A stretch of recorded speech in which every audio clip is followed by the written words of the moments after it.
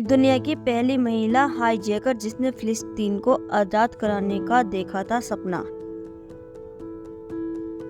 लैला को दुनिया एक प्लेन हाईजैकर और फिलिस्तीनी संघर्ष की सबसे बड़ी पोस्टर गर्ल के तौर पर जानती है, क्योंकि उसने फिलिस्तीन को आज़ाद कराने के लिए बंदूक थामी और अपने कारनामों से सारी दुनिया को हैरान भी किया।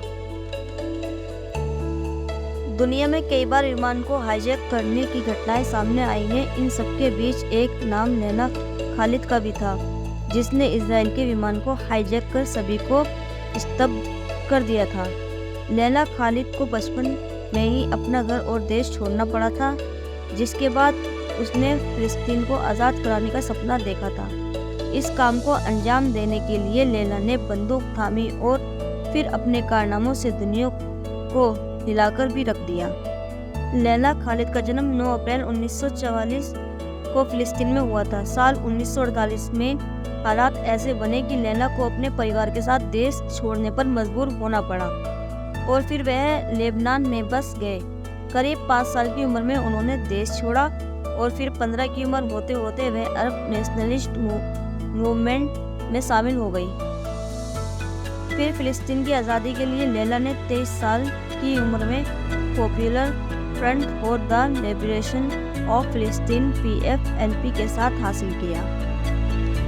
लैला की जिंदगी यहीं से बदल गई थी और अब उसे एक मिशन के लिए तैयार होना था।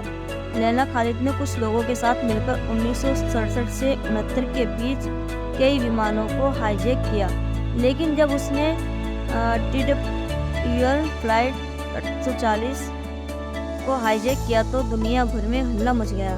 यह विमान 29 अगस्त 1969 को रोम से एथेंस और फिर तेल अवीव के लिए उड़ान भरने वाला था। इस काम में लैला के साथ उसका साथी सलीम इस्सावी भी था। लैला खालिद सिक्योरिटी को झांसा देकर एक पिस्टल और 2 हैंड ग्रेनेड विमान में ले जाने में सफल हो गई। विमान में करीब 120 यात्री थे और 7 क्रू मेंबर थे।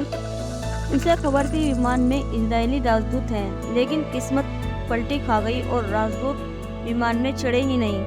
हालांकि विमान उड़ने के थोड़ी देर बाद ही लैला और सलीम ने प्लेन हाईजैक कर लिया। फिर विमान को रूट बदलकर सीरिया के दमश्कस ले जाने के लिए कहा गया। दमश्कस में पहुंचकर जहाज को खाली कर बम धमाके से उड़ा दिया। इसके बाद यात्रियों को सीरिया और मिस्र के 71 सैनिकों के बदले रिहा कर दिया गया। इस दौरान लैला खालिद ने करीब 6 बार प्लास्टिक सर्जरी से अपना चेहरा बदला ताकि दूसरे मिशन को अंजाम दे सके, लेकिन 1970 में एक हाईजैकिंग उसे भारी पड़ गई। इसमें उसने एम्स्टर्डम से न्यूयॉर्क जा रहे एक इजरायली जहाज को हाईजैक करने की कोशिश की थी।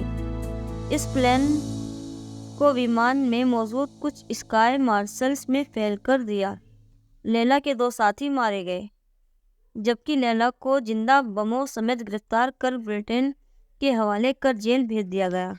हालांकि 1 अक्टूबर 1970 को एक अन्य प्लेन हाईजैकिंग के चलते ब्रिटेन को भी लैला को छोड़ना पड़ा।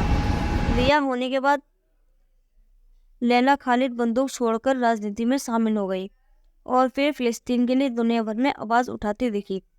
इस दौरान लैला ने खुद अपनी आत्मकथा लिखी और खालिद पर कई किताबें लिखी गईं और डॉक्यूमेंट्री में बनाई गई।